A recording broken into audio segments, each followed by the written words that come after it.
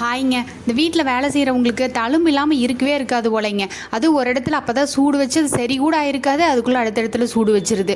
அதாவது கை கால் எல்லாம் தழும்பு இல்லாத இடமே இல்லைங்க. அப்புறம் இந்த சந்தைக்கு போயிட்டப்ப இந்த நெல்லிக்காய் வாங்கிட்டு வந்திருந்தோம்ல, ஆல்ரெடி 2 கெட்டு போச்சு. இப்படியே வச்சுருந்தோம்னா சரிப்பட்டு வராதுன்னு சொல்லிட்டு கொஞ்சம் வேக வச்சு வச்சுருந்தால மிச்சம் இருக்கிறத ஜூஸ் போட்டுடலான்னு சொல்லிட்டு 2-3 எண்ணம் எடுத்து கொஞ்சம் புதினா, அதுக்கப்புறம் இஞ்சி, உப்பெல்லாம் போட்டு வச்சுருந்தேன்.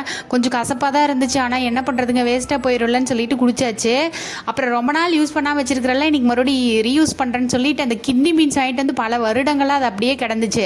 எப்பயும் பண்ணுற மாதிரி பண்ண வேண்டாம், புதுசாக ட்ரை பண்ணலாம்.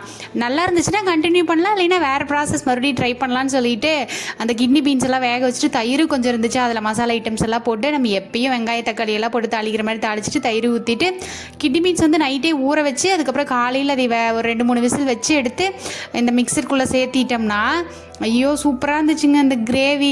அதுவும் தயிர் எனக்கு வேறு ரொம்ப பிடிக்குமா, செம்ம டேஸ்ட்டாக இருந்துச்சு. அப்புறம் தண்ணியெல்லாம் நான் எக்ஸ்ட்ரா எதுவுமே ஆட் பண்ணவே இல்லை. அந்த பீன்ஸ் வேக வைக்கும்போது தண்ணி இருக்கும்ல, அதை எடுத்து வச்சு அதை தான் யூஸ் பண்ணியிருந்தேன். அவ்வளோதான். நாளைக்கு பார்க்கலாம்.